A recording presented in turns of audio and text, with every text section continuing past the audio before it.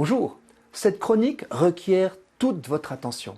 Ne laissez pas votre smartphone vous perturber par un appel ou une notification. Je risque toutefois de me tirer une balle dans le pied car je vais nous mettre en garde contre notre addiction croissante aux écrans. J'ai conscience du paradoxe, je lance l'alerte par écran interposé sur un canal certes plus nourrissant qu'addictif, n'est-ce pas ? Personne ne peut ignorer ce qu'une multitude d'observateurs de la vie sociale dénoncent, les dégâts liés à l'envahissement des écrans dans notre vie quotidienne, de la plus professionnelle à la plus intime.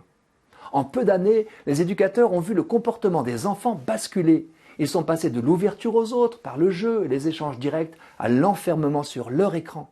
Fenêtre sur le monde entier, les mini-vidéos excitantes sur TikTok fascinent. À côté du déluge digital, pour le moment en 2D, la vie réelle paraît bien fade. Toute attente génère de l'ennui. En comparaison avec la prétendue liberté qu'offre l'écran perso, une conversation réelle semble lancinante et lassante.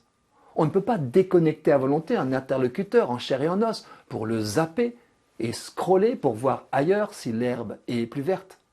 Les ados écranisés s'empâtent et les adultes ne sont pas en reste. J'ai rencontré des jeunes qui pensent bien gérer leurs écrans, car ils sont presque nés avec, mais se désolent que leurs parents en soient incapables.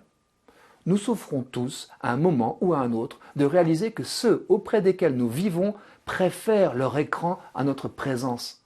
Dans les transports en commun, les files d'attente, au restaurant, chez soi, dans nos lits conjugaux, on ne se regarde plus, on ne se parle plus.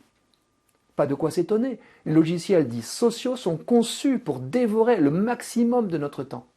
Addicts au shoot de dopamine provoqué par les images et notifications, nos cerveaux en demandent toujours plus, au plus près de nos désirs tyranniques.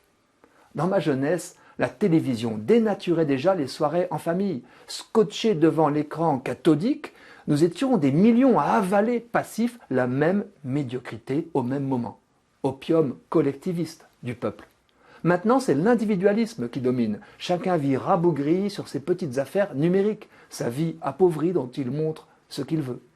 Il paraît que nous touchons notre smartphone des centaines de fois par jour pour nous rassurer. Il est bien là, je suis sauvé. Dans Laudato Si, le pape François évoque l'omniprésence du monde digital qui nous empêche, écrit-il, de vivre avec sagesse, de penser en profondeur, d'aimer avec générosité. Le bruit de l'information devient divertissement.